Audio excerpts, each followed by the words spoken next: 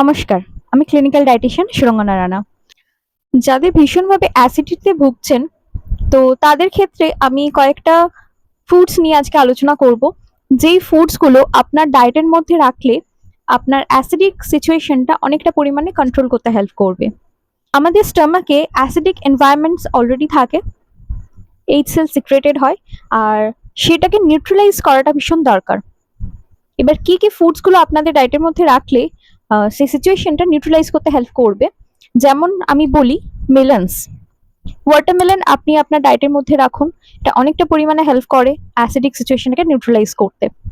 Water based জাতীয় বা যাতে ওয়াটার কন্টেন্ট বেশি আছে সেরকম ফ্রুটস অ্যান্ড ভেজিটেবলসটা আপনার ডায়েটের মধ্যে রাখুন, যেমন কিউকাম্বার রাখতে পারেন আপনার ডায়েটের মধ্যে, অনেকটা হেল্প করে আপনার ডাইজেশনে প্লাস নিউট্রালাইজ করতে অ্যাসিডিক সিচুয়েশনটা।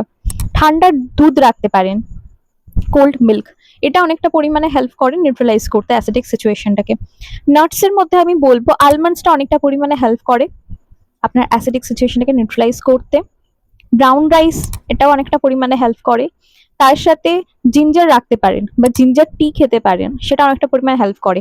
আর এছাড়া যারা চা খান, যাদের অ্যাসিডিক প্রবলেমে ভুগছেন বা অ্যাসিডিটি টেন্ডেন্সি অনেক বেশি হচ্ছে, তো সেক্ষেত্রে আমি বলবো চাটাকে অ্যাভয়েড করে নর্মালি জাস্ট হার্বাল টি রাখতে পারেন।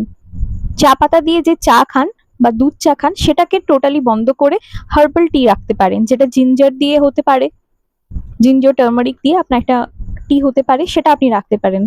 ব্রথ, স্যুপ আপনার অ্যাসিডিক সিচুয়েশনও কিন্তু অনেকটা পরিমাণে হেল্প করে নিউট্রালাইজ করতে। স্যুপ জাতীয় কিছু ডায়েট আপনার ডায়েটের মধ্যে রাখুন। জল প্রচুর পরিমাণে খান, বডিকে হাইড্রেট রাখুন। এইগুলো কিছু ফুডস আছে যেগুলো আপনার ডায়েটের মধ্যে রাখলে আপনার অ্যাসিডিটি যে রিফ্লাক্স হচ্ছে বারবার বা অ্যাসিডিটি ফিল হচ্ছে, তো সেক্ষেত্রে সেটা নিউট্রালাইজ করতে কিন্তু অনেকটা পরিমাণে হেল্প করবে।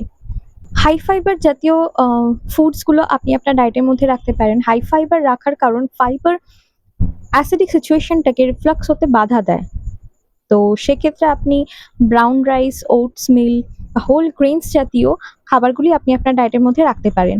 তার সাথে lean meat, low fat kind of foods, তো সেগুলো আপনি আপনার ডায়েটের মধ্যে কিন্তু রাখতে পারেন। এগুলো কিন্তু অনেকটা পরিমাণে হেল্প করে আপনার অ্যাসিডিটাকে নিউট্রালাইজ করতে। তো মেনটেন করুন, সুস্থ থাকুন, ভালো থাকুন।